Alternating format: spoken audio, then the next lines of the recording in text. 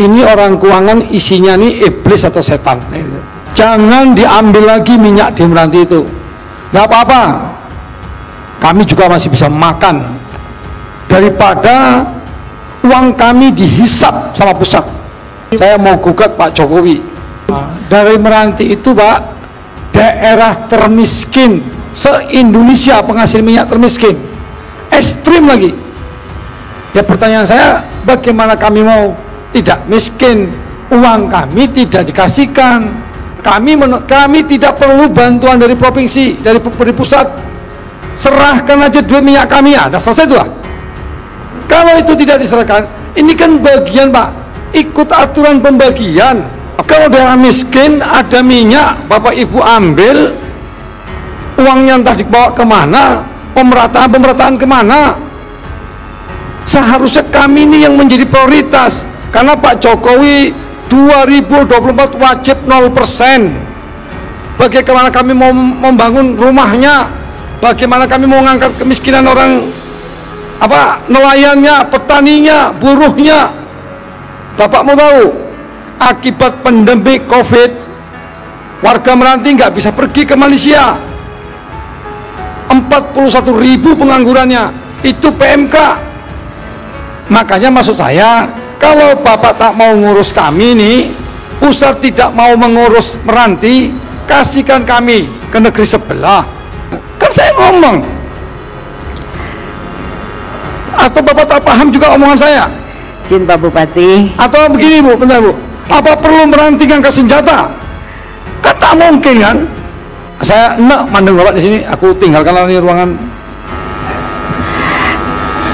Baik Pak. Terima kasih sudah klik video ini. Jangan lupa tekan tombol subscribe untuk bergabung.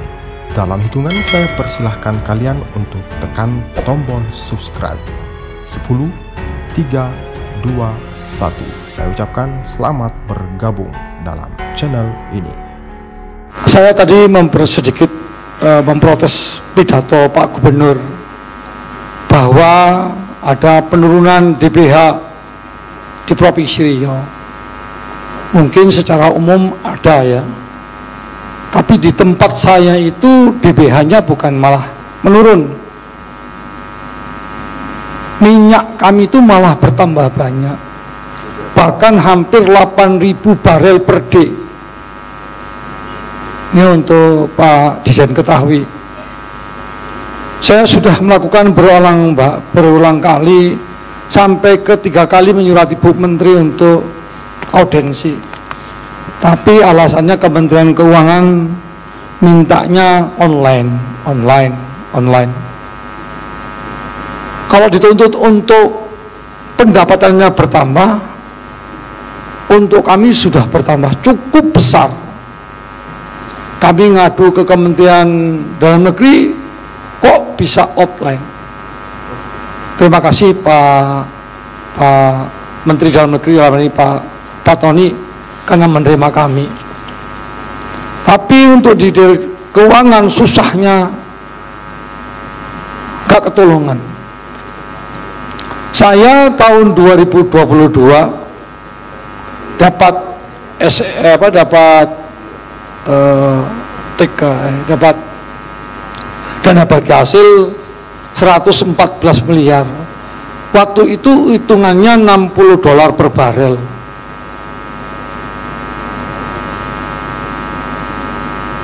Perencanaan pembahasan APBD-nya.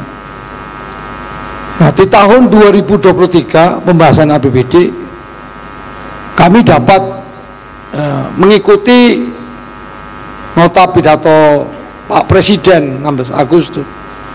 1 barel $100. Dan kemarin waktu lewat Zoom dengan Kementerian Keuangan, tidak bisa menyampaikan dengan terang, didesak-desak barulah menyampaikan dengan terang bahwa $100 per barel. Sampai ke Bandung saya kejar orang ke Kementerian Keuangan, juga tidak dihadiri oleh yang kompeten. Itu yang hadir itu waktu itu entah staf, tak tahu lah. Sampai pada waktu itu saya ngomong, ini orang keuangan isinya nih iblis atau setan. Nah hari ini Pak, saya kejar lagi Bapak kemari. Saya mau tahu kejelasannya. Pertama, apakah penyusunan APBD 2023 itu pakai asumsi yang mana?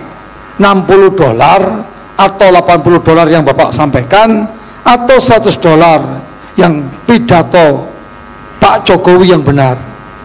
Ini ada 3 saya cermati tadi. Minyak meranti naik besar sekali. Minyaknya sudah tahun ini 13 sumur dibor. Ini untuk 2023 tambahannya 19 sumur. Berarti meranti itu bukan targetnya 2003 ini satu hari 9.000 barel per day. Ini untuk Pak Dirjen ketahui. Jadi kalau seandainya kami naik, kami penghasilannya besar, dianggap penurunan, saya mengharapkan nanti Bapak keluarkan surat untuk penghentian pengeboran minyak di Meranti. Itu Pak. Jangan diambil lagi minyak di Meranti itu. Nggak apa-apa. Kami juga masih bisa makan. Daripada uang kami dihisap sama pusat.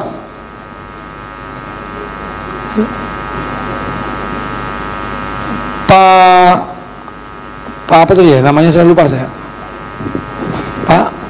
Pak Luki. Ini untuk Pak Luki ketahui. Kami ini di Riau 25,68% miskin plus ekstrim. Miskin terbanyak itu di Meranti, di Riau. Di Riau itu ada di Meranti. Tapi kok teganya minyak kami, duit kami tidak diberikan. Bagaimana cara penghitungannya yang pas? Hampir 8.000 barel per day. Mulai bulan 6 semenjak konflik Ukraina dan Rusia, minyak naik, tapi kok malah turun. Dan untuk Bapak ketahui, tahun ini kami menerima cuma 115 miliar. Naiknya cuma 700 juta saja. Liftingnya naik, asumsinya 100 barel per dolar lah, kok naiknya cuma 700 juta. Jadi untuk diketahui, selanjutnya DAU tahun ini 2022 gaji P3K Meranti itu seharusnya tanggung jawab pusat menjadi tanggung jawab kabupaten. Itu hebatnya Pak. Ini mungkin perlu diselidiki lah nih. Saya kemarin juga dipanggil ketemu dengan Pak Tito, minta petunjuk Pak. Selaku pembina saya mau gugat Pak Jokowi. Daerah miskin penghasil minyak. Kami menghasilkan minyak dari tahun 73. Minyak kami ada 222 sumur. Yang baru sekarang tambahan 13 plus besok tahun 2003 19. Bapak mau tahu, saya tambahkan lagi informasi. Ada 103 sumur di Kabupaten Meranti sudah kering, diambil oleh pusat. Tidak tahu saya untuk di mana. Sekali lagi saya sampaikan kepada Pak Dirjen, kalau seandainya memang betul-betul pusat tidak mau mengurusi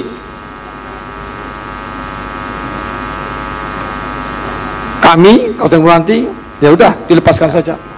Dari pertanyaan Pak Bupati, ya kan, tadi pertanyaan online sudah kami jawab, yang soal pengurangan tadi. ini memang salah satunya, nanti kami akan teliti lagi di tim teknis. Salah satunya memang itu bagian dari kebijakan tadi, bahwa saat ini DBH misalnya bukan hanya diberikan kepada daerah penghasil saja, tapi juga ada daerah yang berbatasan. Ada prinsip-prinsip pemerataan untuk daerah di provinsi tersebut, di kabupaten tersebut. Itu secara prinsipnya. Bapak juga menanyakan tadi asumsi harga ICP. Nah, tadi kan kami sampaikan, ini kan kita pakai T-1 ya. Tadi kalau saya cek ke tim saya itu memakai angka $100 per barrel untuk perhitungannya tadi. Kalau soal hitung-hitungannya tadi, nanti kami akan sampaikan ke tim. Bapak silakan komunikasi. Pak, nggak ada, yang penting efektivitasnya Pak. Bapak nggak ketemu fisik, alhamdulillah kita bisa ketemu fisik sekarang. Kita komunikasi, dan ini berlaku juga untuk yang lain. Bukan hanya kita dengan karena Bapak dari Bengkalis kami nggak mau deh, banyak ketemunya harus online, nggak seperti itu. Dari Meranti Pak. Ya, sorry, dari Meranti. Dari Meranti itu Pak, daerah termiskin se-Indonesia, penghasil minyak termiskin, ekstrim lagi. Ya, pertanyaan saya, bagaimana kami mau tidak miskin, uang kami tidak dikasihkan. Bapak bilang dibagi rata kemana? Se-Indonesia atau apa? Kami Pak, minyak kami 103 sumur kering. 103 sumur sudah kering Pak. Kalau 100 sumur lagi kering, miskin total. Kami tidak perlu bantuan dari provinsi, dari pusat. Serahkan aja duit minyak kami, ada selesai tuh. Kalau itu tidak diserahkan, ini kan bagian Pak, ikut aturan pembagian. Ini aturannya sudah ada semua Pak. Ini aturannya, Bapak lah megang aturannya, sudah tahu. Pertanyaan kami itu, mengapa kok tidak dibagikan kepada kami? Dolarnya naik $100 dari 60 ke 100. Liftingnya naik menjadi 7.500 lebih barel per hari, per day. Lah, duitnya kok malah berkurang? Itu pertanyaannya Pak. Itu Pak, tadi kan ada formulanya. Saya sampaikan tadi, misalnya ditetapkan di undang-undang bahwa misalnya 85% itu diberikan kepada pusat, daerah sebesar 15%. Kemudian bukan hanya daerah penghasil, tapi juga diberikan namanya daerah pemerataan. Ada pembagian untuk jadi dinikmati oleh daerah-daerah lain di sekitar. Tapi makanya juga konsep DBH sawit juga seperti itu. Nggak semuanya itu akan diberikan kepada daerah penghasil. Kami daerah perbatasan Pak. Jangan salah Pak, semuanya kami lengkap. Kami cuma tidak mengelola saja. Itu Pak, jadi formulanya seperti itu kalau ditanya. Jadi kalau soal angkanya, kami menerima data dari SDM, berapa liftingnya, berapa ininya itu dari SDM semua. Itu yang kami pakai dari data sebagai dasarnya. Kemudian kita menggunakan semua clear kok Pak, ada formulanya. Itu maksudnya Pak. Pak, kami dulu cuma 3.000 sampai 4.000 liter barel per day-nya Pak. Sekarang sudah hampir 8.000. Naiknya itu signifikan. Makanya kalau tidak naik signifikan, tadi kan pertanyaan saya, Bapak keluarkan aja, jangan dibor minyak kami. Kayak gitu kan, pertanyaan saya kan termasuk itu bagiannya. Kalau misalnya tidak naik, tidak ada penambahan, ini tahun ini 15 sumur, 13 sumur dibor. Ini 2023 mau nambah 19 sumur. Target daripada SKK Migas 9.000 barel per day. One day 1 million. Akan udah ada ketentuannya. Sekarang kami naik. Di Rio ini mungkin kami Pak yang paling banyak sekarang di bornya. Tapi pertanyaannya, mengapa duit kami tak dibalikkan? Tadi kami sampaikan itu formulanya seperti itu Pak. Bukan hanya diberikan kepada penghasil. Kebijakan di Undang-Undang KPD yang baru itu menggariskan bahwa dinikmati bukan hanya oleh daerah penghasil, tapi juga daerah yang berbatasan, daerah yang pengolahan, dan daerah lainnya untuk sebagai pemerataan. Jadi kalau berdasarkan formula pasti kami bayarkan. Formulanya itu. Gitu Bapak. Jadi Pak, saya sudah punya kayaknya. Izin Pak Bupati. Sebentar Bu. Ini Karena kami daerah miskin. Kalau kami kaya, kami biarkan aja. Mau ambil 10 triliun pun nggak apa-apa. Kami daerah miskin, daerah ekstrim. Jadi kalau daerah miskin ada minyak, Bapak Ibu ambil, uangnya entah dibawa kemana, pemerataan kemana. Seharusnya kami ini yang menjadi prioritas. Karena Pak Jokowi 2024 wajib 0%. Bagaimana kami mau membangun rumahnya, bagaimana kami mau mengangkat kemiskinan orang nelayannya, petaninya, buruhnya. Bapak mau tahu, akibat pandemi COVID, warga Meranti nggak bisa pergi ke Malaysia. 41.000 penganggurannya, itu PMK. Pertanyaan, mengapa uang kami dulu 14, sekarang 115, naiknya cuma 700 juta saja. Kami naik per triwulan 3 naik 6%, dihitungkan bulan 12 naik 20%, berarti minyaknya tambah banyak. Di POR sekarang 7.800, hampir 8.000 barel per day. Ini orang SKK Migas yang ngomong di Bandung, Pak, bukan saya ngomong asal-asalan. Lah pertanyaannya, lah minyaknya banyak, duitnya besar, lah dapatnya kok malah berkurang. Ini kenapa? Apakah uang saya dibagi seluruh Indonesia? Makanya maksud saya, kalau Bapak tak mau ngurus kami nih, pusat tidak mau mengurus Meranti, kasihkan kami ke negeri sebelah. Kan saya ngomong. Atau Bapak tak paham juga omongan saya? Izin Pak Bupati. Atau begini Bu, bentar Bu, apa perlu Meranti ngangkat senjata? Kan tak mungkin kan? Ini menyangkut masyarakat Meranti yang miskin ekstrim, Pak. Tadi kalau Bapak ngomong begini bagi rata, itu salah, Pak. Dibagi rata kemana? Izin Pak Bupati, mungkin izin Pak Dirjen, dari pertanyaan Pak Bupati mungkin ada hal yang harus dikomunikasikan kembali, Pak. Mungkin kami mengusulkan kalau misalnya Pak Dirjen berkenan dapat memberikan perhitungan ini kepada pemerintah Meranti mungkin lebih baik, karena memang 85% itu adalah pembagian untuk pusat dan 15% pada penghasil, dan 85% tersebutlah yang mungkin ingin dipertanyakan oleh Pak Bupati. Sebenarnya tidak, kemana? Tidak, yang tetap yang seperti biasa. Saya tidak menuntut yang macam-macam, Pak. Yang seperti biasa. Kemarin 114 miliar. Itu kemarin 2022. Sekarang minyaknya naik, liftingnya naik, dolarnya naik, lah dapatnya kok malah 700 juta rupiah tambahannya. Kena apa? Dulu hitungannya 60 dolar, sekarang 100 dolar. Bagaimana caranya? Sebaiknya gitu, Pak. Ya, mungkin Pak Bupati, izin ya Pak Dirjen, kalau misalnya dapat diagendakan pertemuan untuk konsolidasi ini lebih baik gitu. Ya kan, jadi biar Pak Bupati Meranti mendapatkan penjelasan untuk yang sejelas-jelasnya, karena kenaikan ini dibandingkan dengan harga per barel dan lifting yang juga naik, mungkin perlu penjelasan lebih lanjut Pak Dirjen. Gini deh konkretnya Bapak, nanti tolong timnya Bapak bisa ketemu tim kami. Nanti kami akan share, kita akan lihat perhitungannya seperti apa. Tadi saya sampaikan secara kebijakan, ada kebijakan baru di tahun 2023 ini, di mana bagi hasil itu juga diberikan kepada daerah yang berbatasan, bukan hanya daerah penghasil. Nanti silakan ya Pak ya, nanti timnya Bapak ketemu dengan tim saya. Sebentar Pak, nih saya mungkin sekali lepas ini saya tinggal Bapak nih. Bapak kami nih Pak, sekali lagi ngomong, 25,68% miskin Pak.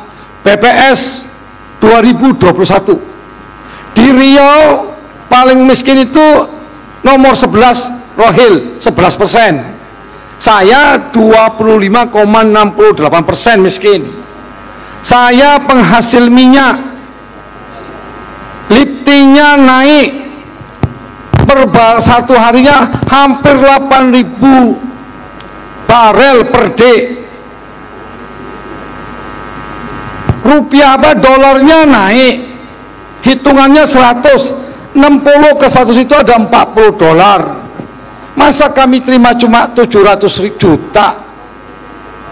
Makanya saya tadi dari awal-awal ngomong, takut nih Bapak walaupun baru 3 minggu, ya takut nggak paham juga gitu.